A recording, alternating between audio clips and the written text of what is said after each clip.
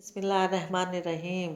सुन सको तो सुनो मैं खुश आमदीद नावल लेकर आए हैं। या सितारे शब ज़िंदगी किस्त नंबर 14 के साथ आपकी खिदमत में हाजिर हैं। नावल कैसा लग रहा है इस बारे में अपनी राय का इजहार ज़रूर कीजिएगा। हमारे चैनल को सब्सक्राइब कीजिएगा और बेल आइकन को प्रेस करना मत भूलिएगा ताकि आने वाली तमाम इख्तियार आपको बर वक्त मिलती रहें। शुक्रिया। अगले रोज़ वलीमे की तकरीब में उस सब की नज़रों में रश्क देख रही थी और तारीफ़ी जुमले भी इसकी समाअतों से टकरा रहे थे।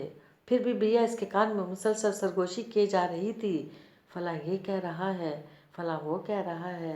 अल्लाह मेरे भैया भाभी को नज़र ना लग जाए। घर जाते ही अम्मा से कहूँगी सबसे पहले आप दोनों की नज़र उतारेंगी। अरे ये तो सैर आप ही हैं, मैं इन्हें लेकर आती हूँ।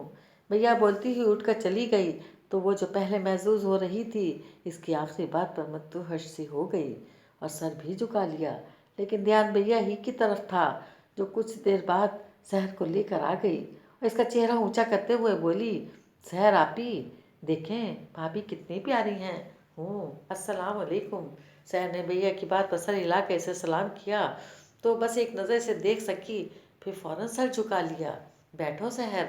आतिफ अली ने अपनी जगह सहर को बिठाकर पूछा, फराज नहीं आए? इन्हीं के साथ आई हूँ।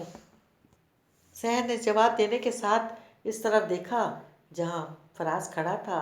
वो हैं फराज भाई, अच्छे हैं? भैया पहली बार फराज को देख रही थी और यूँ बोली जैसे मेरे भाई से अच्छे नहीं हैं। जाओ इन्हें भी यहाँ ले आओ। आतिफ अली भैया को भेज कर इसके पास बैठा तो धीरे से पुकार कर बोली, आतिफ मैं थक गई हूँ, मेरी गर्दन में दर्द होने लगा है। इतना झुकने की क्या ज़रूरत है, रिलैक्स होकर बैठो। वो कहकर दूसरी तरफ मुतवज्जा हो गया तो जुज़्बुज़ सी होकर रह गई। फिर ज़रा सी पलकें उठाकर मम्मी और आपी को तलाश करने लगी। इतने मेहमानों में पता नहीं वो कहाँ थीं। इसकी नज़रें जहाँ तक गईं कोई अपना नज़र नहीं आया और वो सबसे ज़्यादा अपना हो गया था। जाने वो क्यों अजनबी सा लग रहा था। बिया सहर और फराज के साथ बातें करते हुए इसे यकसर नज़रअंदाज कर रहा था।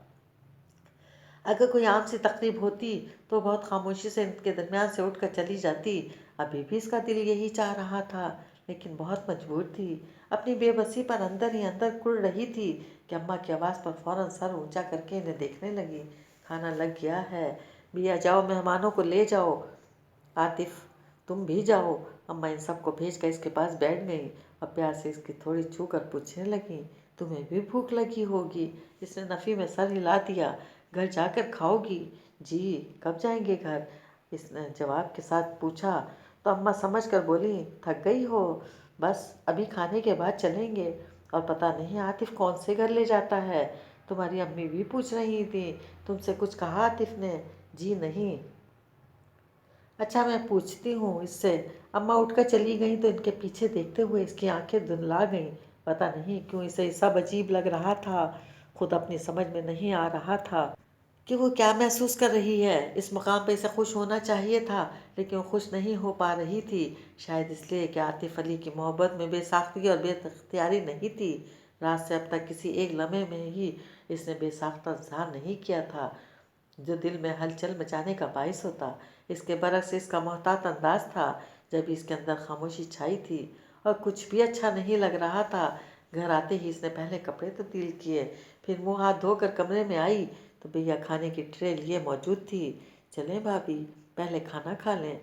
आतिफ कहाँ हैं? इसने पूछा। इधर अम्मा के पास बैठे हैं। आप इनका इंतज़ार नहीं करें, वो हॉल में खाना खा चुके हैं। भैया ने जवाब के साथ मुतल्ला किया तो इसने बमुश्किल ख़ुद को कुछ कहने से बाज रखा और इसकी तरफ से पीठ मोड़कर अपने उतारे हुए कपड़े तय करने लगी। तो भैया आगे आकर बोली, लाइए भाभी मैं तय कर दूँ, आप खाना खा लें। वो कपड़े छोड़कर चेयर पर आ बैठी लेकिन खाना खाने को बिल्कुल दिल नहीं चाहा। बस चुपचाप ट्रे को देखे गई। इधर भैया पता नहीं क्या क्या बोले जा रही थी, इसे कुछ सुनाई नहीं दे रहा था। वो कुछ सोचने में लगी हुई थी कि आतिफ अली इसे यहाँ इस छोटे से घर में क्यों लाया है। मज़ीद ऐसा रवैया जिसे जैसे वो ज़बरदस्ती इसके सर मंडी गई हो। नहीं, ये ज़बरदस्ती का सौदा नहीं है। जब तक आतिफ अली ने खुद मेरी तरफ पेशरफ्त नहीं की मैंने कुछ नहीं कहा था। फिर वो ऐसा क्यों कर रहा है? कहीं से ये तो नहीं मालूम हो गया कि सहर और फराज उफ नहीं, इसे झुरझुरी सी आ गई। इसके साथ ही सोचों का तसलसल टूट गया। तो इसने देखा सामने बेड पर आतिफ अली इसकी तरफ पीठ मोड़े बैठा था। इसका दिल एक बार बड़ी ज़ोर से धड़का, लेकिन फिर फ़ौरन संभल कर उठी और इसके सामने आकर बोली, आतिफ, मैं कब से इंतज़ार कर रही हूँ, खाना नहीं खाएंगे? नहीं, मेरा मतलब है मैं खा चुका हूँ। वो सिगरेट एस्ट्रे में मसलता हुआ उठ खड़ा हुआ, फिर इसे देख कर बोला, तुम खा लो और प्लीज़ आइंदा खाने पर मेरा इंतज़ार मत करना। ठीक है, लेकिन अभी तो आपको ख्याल करना चाहिए था। हाँ, ये मुझसे गलती हुई। I am sorry. वो सहूलत से माजरत करता हुआ अपने कपड़े लेकर कमरे से निकल गया तो उसके अजनबी अंदाज पर उलझ गई। कुछ देर बाद वो चेंज करके वापस आया तो इसे इस तरह खड़े देखकर कुछ ताज्जुब से बोला, तुम खाना नहीं खा रही? नहीं, अब भूख नहीं है। वो रूठे लहजे में कहकर अपनी जगह पर लेट गई और आंखों पर बाजू रख लिया। तो कुछ देर से देखता रहा, फिर कोशिश के बावजूद कठोरपन का मुजाहरा नहीं कर सका और इसे ज़बरदस्ती उठाकर खाना खिलाया। इसके बाद खुद इसे चाय की तलब होने लगी, लेकिन यहाँ कोई मुलाजिम नहीं था। अम्मा और भैया सो चुकी थी और इसे एक रात की दुल्हन से कहना अच्छा नहीं लगा तो खुद ही जाकर चाय बना लाया, जिस पर वो हैरत भरी हंसी के साथ बोली, आप चाय भी बना लेते हैं? हाँ, लेकिन मजबूरी में जब कोई बनाने वाला ना हो। वो एक कप इसे थमा कर बोला, अभी तो ऐसी मजबूरी नहीं थी, बनाने वाली मौजूद है। तुम? क्यों मैं चाय नहीं बना सकती जनाब? मुझे सब काम आते हैं, झाड़ू पोछा तक कर लेती हूँ। इसने उतरा कर बताया तो ताज्जुब से भवें उचका कर बोला, अच्छा, मैं तो समझा था तुम सिर्फ ऑफिस वर्क जानती हो। ऑफिस तो मैंने डैडी की वजह से ज्वाइन किया था। मैं नहीं चाहती थी कि इन्हें बेटे की कमी का एहसास हो। अब नहीं होगा क्या? वो फ़ौरन बोला था। अब आप जो हैं? वो भी बेसाख्ता जवाब दे गई। तो गहरी सांस खींचता हुआ बुड़बुड़ाया, हाँ मैं जो हूँ, उल्लू का पट्ठा। फिर से देखा कसदन मुस्कुरा दिया था। यूं ही कितने दिन गुजर गए। आतिफ अली दोबारा बंगले में जाने का नाम ही नहीं ले रहा था और वो गो के छोटे घर में घुटन महसूस करने लगी थी, लेकिन इजहार नहीं कर रही थी क्योंकि आतिफ का मिजाज समझ में नहीं आ रहा था। कभी बहुत मेहरबान और कभी उखड़ा उखड़ा सा बिल्कुल अजनबी बन जाता तो हकीकतन इसकी जान पर बन आती थी और इस वक्त तो बिल्कुल आम सी लड़की बन जाती, इसके आगे पीछे फिरती। और ये इसकी मोहब्बत थी जिसने इसे इसकी गुज़िश्ता हैसियत भुला दी थी या कदर याद नहीं रखती थी। बस ये चाहती थी कि जिस तरह वो पहली नज़र में इसके असीर होकर अपना आप भूल गई थी, इसी तरह वो भी इसका हो जाए, यूँ कि इसे अपने दिल पर हुक्मरानी बख्श दे। वो कि शादी के बंधन में बंध कर वो इसका हो चुका था, लेकिन इसका दिल शायद इसके अपने बस में नहीं था। जब तो इसके इजहार में बेसाख्तगी नहीं थी। इसके बरक्स कभी इसका दिल रखने की खातिर, कभी अपने तल्ख रवैये की तलाफ़ी के तौर पर लगावट का इजहार करता था। बज़ाहिर खुश लेकिन अंदर से बेचैन हो जाती थी, अलबत्ता मायूस नहीं थी क्योंकि इसे अपनी मोहब्बत पर भरोसा और यकीन था। ये तो इसके गुमान में भी नहीं था कि आतिफ अली सारी बात जानकर मुतनफ़िर हुआ है और इससे ही नहीं अपनी तकदीर से भी शाकी है जिसने इसे लड़की के हाथों खिलौना बना दिया है।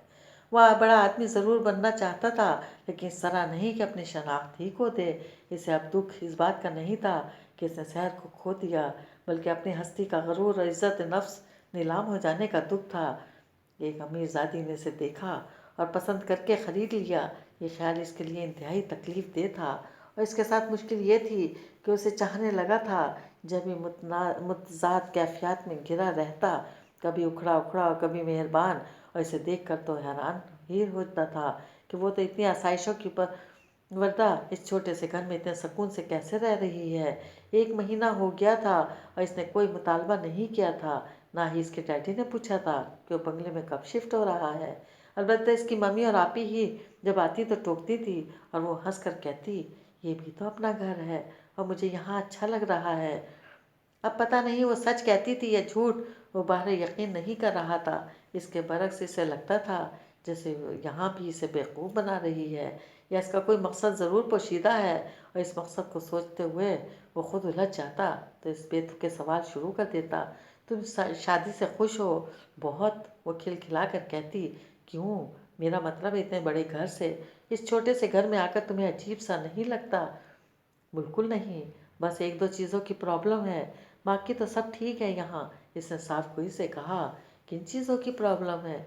एक तो अटैच बात नहीं है, दूसरे टेलीफोन। वैसे आप टेलीफोन तो लगवा सकते हैं, इसने कहा तो पुरसोच अंदाज में सर हिलाकर बोला, بہت جلد لگ جائے گا، اور کچھ؟ اور آپ؟ کیا مطلب؟ میں پرابلم ہوں؟ وہ چونک کر بولا تو زور سے ہنسی تھی۔ پھر وہ پوچھتا رہ گیا، لیکن اس نے بتا کے نہیں دیا کہ وہ کیا کہنا چاہ رہی تھی۔